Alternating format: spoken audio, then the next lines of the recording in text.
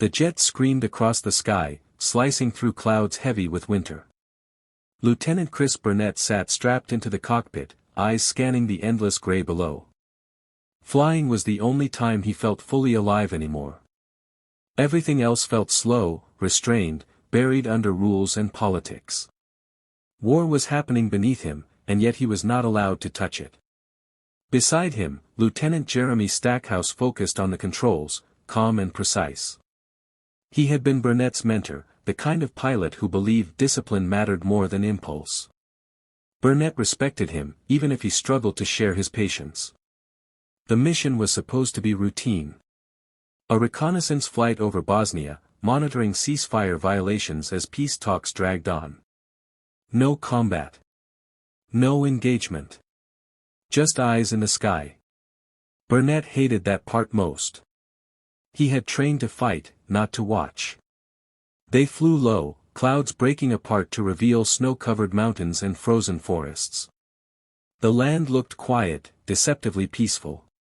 Burnett adjusted the camera system, capturing images of bridges, roads, and troop movements. Most of it looked abandoned.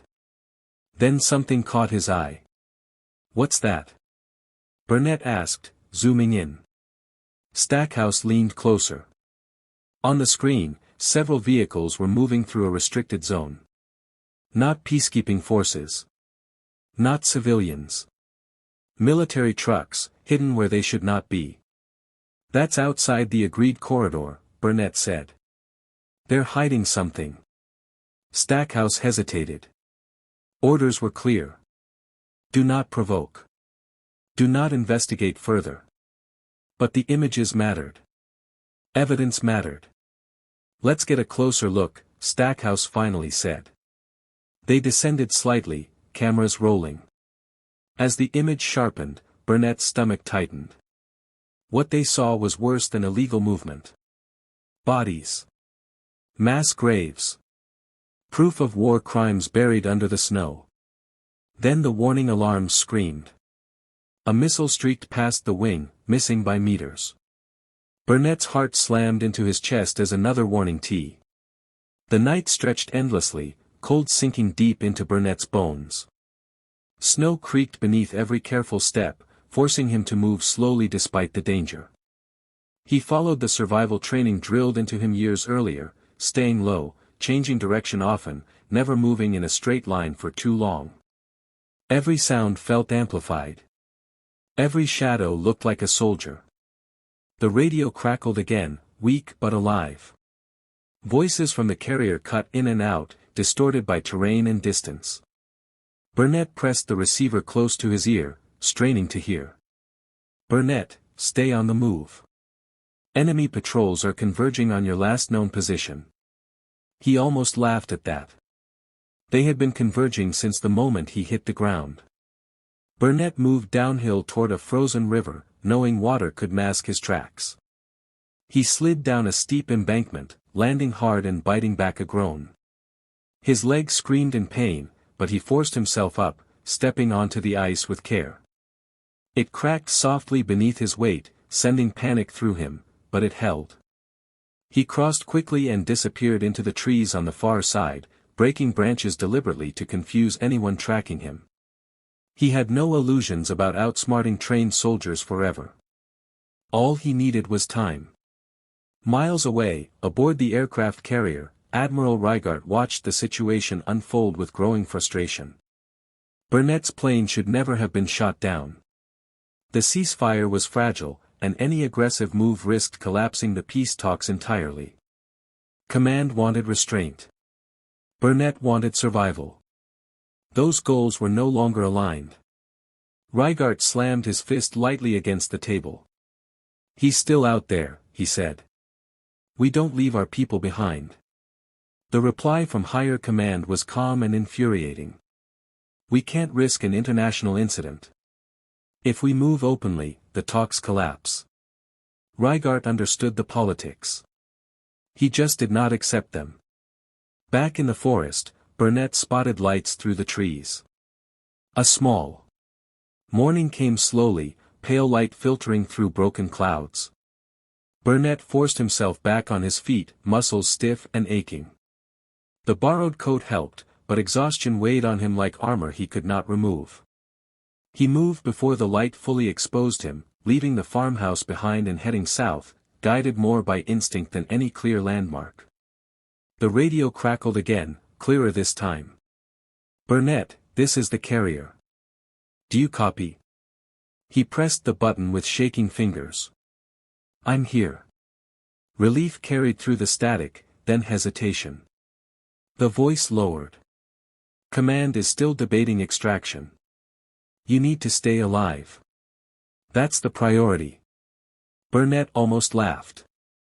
"That's good to hear," he muttered, though bitterness crept into his tone.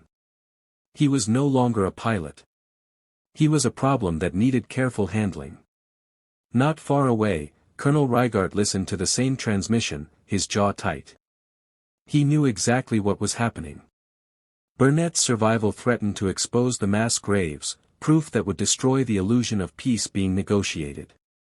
The enemy wanted Burnett dead. Some allies wanted him quiet. Reigart wanted him home. In the forest, Burnett spotted movement ahead. He dropped to one knee, scanning through branches. A group of soldiers advanced carefully, spreading out, methodical. These were not panicked searchers anymore. This was a hunt. Burnett doubled back, using a shallow ravine to mask his movement. His leg protested with every step. Blood had soaked into the bandage hours earlier, and dizziness crept in at the edges of his vision. He focused on simple goals. Breathe. Move. Hide. By midday, he reached a wide open field bordered by trees. Crossing it would be dangerous, but going around would cost time he did not have. He waited, counting heartbeats, then ran. Halfway across, shots rang out. Dirt kicked up around him. Burnett dove, rolling hard, pain exploding through his shoulder. He returned fire without looking, then crawled, dragging. The sky darkened again as clouds rolled in, heavy with snow.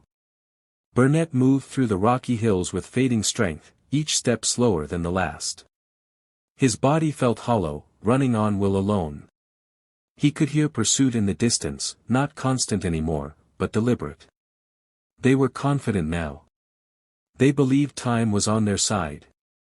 The radio crackled one last time. Reigart's voice came through, firm and unmistakable. "Burnett, listen carefully. We're launching a rescue. This is not authorized." Burnett stopped walking. He leaned against a rock, eyes closed, letting the words sink in. "You're risking a lot," he said quietly. Reigart did not hesitate. "So did you." Burnett gave coordinates as best he could, using landmarks he barely recognized. Snow began to fall harder, visibility dropping fast. He pushed forward again, forcing himself toward a small valley that offered some cover. The sound of helicopters would be his only warning. The enemy closed in before that could happen. Gunfire erupted from the trees ahead. Burnett dove behind a boulder as bullets sparked off stone. He fired back, conserving every round. The Serbian officer stepped into view, calm and unhurried, flanked by armed men. "This ends now," the officer called out in English. "You don't belong here." Burnett pressed his back to the rock, breathing hard. He thought of Stackhouse. Of the mass grave. Of how easily truth could be buried if no one survived to tell it. He made a decision. Burnett broke cover and ran straight toward the valley, drawing fire as he went. Pain flared as a bullet grazed his side, but he stayed on his feet. Behind him, the soldiers followed, shouting, firing wildly. Then the sound came. Helicopter rotors thundered through the air, growing louder by the second. NATO aircraft burst through the clouds, flares igniting the sky. The valley erupted into chaos. Soldiers scattered as missiles struck vehicles and positions with precise force. Burnett collapsed to his knees as Frendel.